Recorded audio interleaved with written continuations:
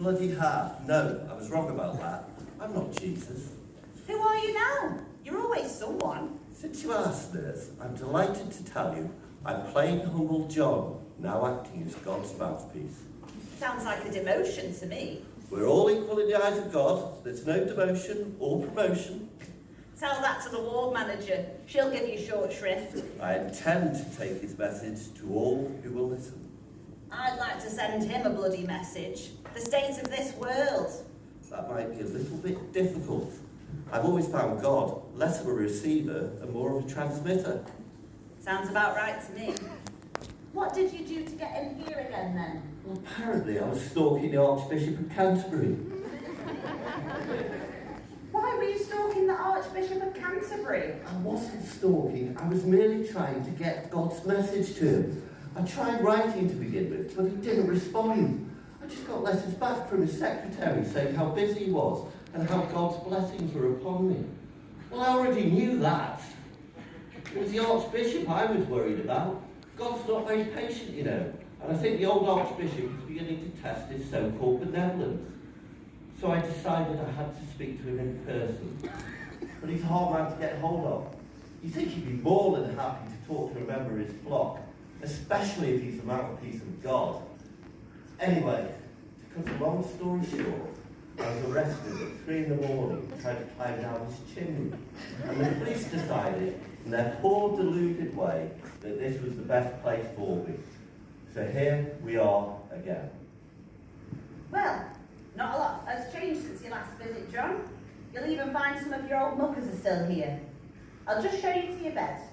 But you know where everything else is, don't you? I do indeed. And for the next scene, I'm introducing my father, Hugh McConnell, to read the part of Simon.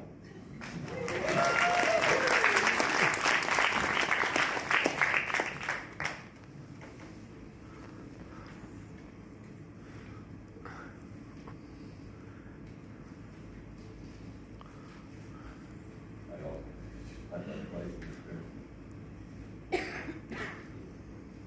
Page 2. Alright.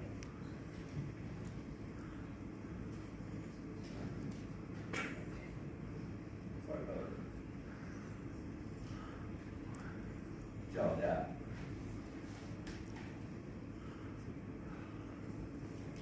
Oh, yeah. Greetings, fellow creatures of God. Dan, not you again, not bloody Jesus.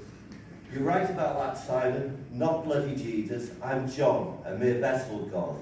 I was wrong about all that Jesus stuff. You know, just between you and me, I think I may have been a little crazy back then. Completely sane now, you'll be pleased to know. You don't sound bloody sane to me. Vessel of God. Vessel of bullshit, more like. Nurse, medicate this man immediately. Now, Simon, play nicely. Bloody nurses, useless as ever.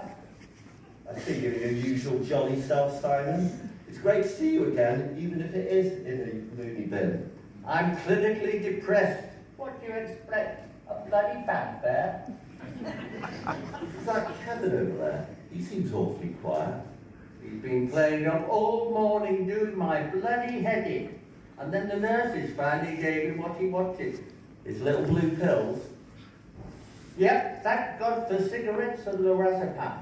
I refuse the lorazepam. They get you hooked, and then they control you with it. I'll take anything that they've got to escape this hell. That reminds me, nurse, is it time for my medication? Not yet, Simon. I've said it once and I'll say it again. Bloody useless, a lot of them. Thank you. Thank you. Oh God. Brilliant.